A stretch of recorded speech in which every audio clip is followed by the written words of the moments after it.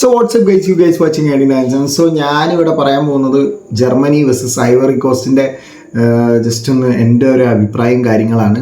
ഞാൻ വേൾഡ് കപ്പിന് മിസ് ചെയ്തിട്ടുള്ള മിക്ക വീഡിയോസ് ഇനി ഇടുന്നതാണ്. സത്യം പറയാനുള്ളൂ, ഞാൻ പക്ക ജർമ്മൻ ഫാനാണ്. സോ വളരെ സന്തോഷമുണ്ട്, ഈ ഒരു ടൈമിൽ എനിക്ക് വളരെ സന്തോഷമുണ്ട്. ജയിക്കുക എന്നുള്ളത് ഭയങ്കര ഒരു സംഭവമാണ്. കാരണം നമ്മൾ ഗ്രൂപ്പ് സ്റ്റേജിൽ ഇതെന്ന് പറയുന്നത് ഇപ്പോൾ ഭയങ്കര സംഭവമായി പറയാം. അങ്ങനെയായിപ്പോയി. ഒരു കാലത്തൊരു ജർമ്മനി ഉണ്ടായത് ഭയങ്കര മിസ്സാണ്. പക്ഷെ അത് തിരിച്ചു വരും. ഞങ്ങളൊരു ഭീകര കംബാക്കിന് വേണ്ടിയിട്ടാണ് ഞാൻ സത്യം പറഞ്ഞാൽ കാത്തു നിൽക്കുന്നത്. സോ അത് തിരിച്ചു വരുമെന്ന് ഞാൻ വിശ്വസിക്കുന്നു. സോ ഇന്നത്തെ കളി എന്ന് പറഞ്ഞാൽ സ്റ്റാർട്ടിങ് ഞാൻ ഒന്ന് പേടിച്ചു പോയിട്ടുണ്ട്. കാരണം എൻ്റെ ഉള്ളിലൊരു പേടിയുണ്ട്. കാരണം ഐവറി കോസ്റ്റ് എന്ന് പറഞ്ഞാൽ ഫ്രണ്ട്ലി മാച്ചിൽ ഫ്രാൻസിനെ പൊട്ടിക്കുന്നു, അത് കഴിഞ്ഞ് എക്വഡോറിനെ പൊട്ടിക്കുന്നു. തീർച്ചയായിട്ടും എനിക്ക് ഭയം ഉണ്ടോയെന്ന് ചോദിച്ചാൽ തീർച്ചയായിട്ടും ഉണ്ട്. അപ്പോഴാണ് 30ാമത്തെ മിനിറ്റിൽ കെസി എന്ന് പറഞ്ഞാൽ ചെങ്ങായി ഗോൾ അടിക്കുന്നത്.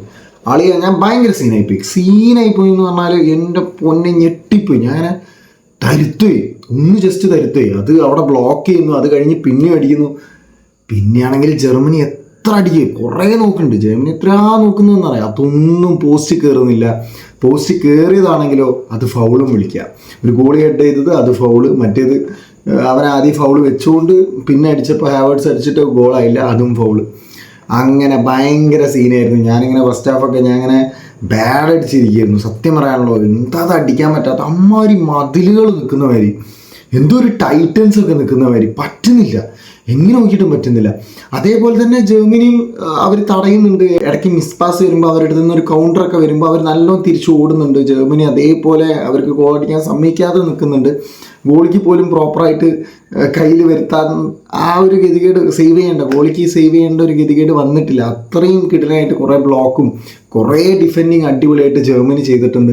പക്ഷെ അതേപോലെ അവരും ചെയ്യുന്നുണ്ട്. ഐവറി കോസ്റ്റ് നല്ലോണം കളിക്കുന്നുണ്ട്. അപ്പോഴാണ് നെഗൽസ്മാൻ നൈസായിട്ട് സബിന് ഇറക്കുന്നത്. ഇറങ്ങുന്നു, എമറി ഇറങ്ങുന്നു, ലെവലിംഗ് ഇറങ്ങുന്നു. അവിടെ 60ാം മിനിറ്റിലാണ് ഇവർ സബ് ഇറക്കുന്നത്. അത് കഴിഞ്ഞിട്ട് ഒരു കിടിലൻ ചേഞ്ച് വരികയാണ്. എൻ്റെ മോനെ 68ാം മിനിറ്റിൽ ഈ ഇറക്കിയ 2 സബ്ബും കാരണം ഗോള് വരികയാണ്. അസിസ്റ്റ് എമറിൻ്റെ വക, ഉണ്ടവിൻ്റെ വക ഗോളും. എൻ്റെ മോനെ അതൊരു കിടിലൻ സീനായിരുന്നു.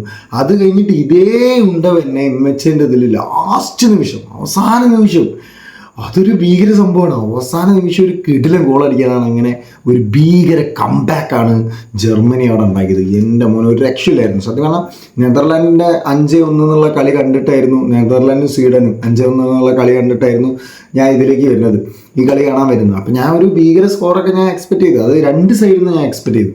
പക്ഷെ അങ്ങനെയല്ലായിരുന്നു. ഭയങ്കര ടൈറ്റ് കളിയായിരുന്നു. നല്ല ഡിഫെൻഡിങ് ഉണ്ടായിരുന്നു, നല്ല അറ്റാക്കിങ് ഉണ്ടായിരുന്നു. എന്നെ സംബന്ധിച്ച് എനിക്കൊരു രസം ഉണ്ടായിരുന്നു. കാരണം ഞാൻ ജർമ്മനി ആരാധകനാണ്.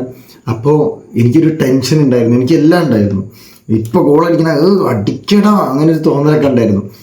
ഭയങ്കര രസമായിരുന്നു കണ്ടിരിക്കാൻ. സോ ഇനി അടുത്തത് എക്വഡോറും മറ്റേ ടീമായിട്ടും നമ്മൾ കളിച്ച കൊറോസാവോ ആ ടീമായിട്ടാണ് വരുന്നത്.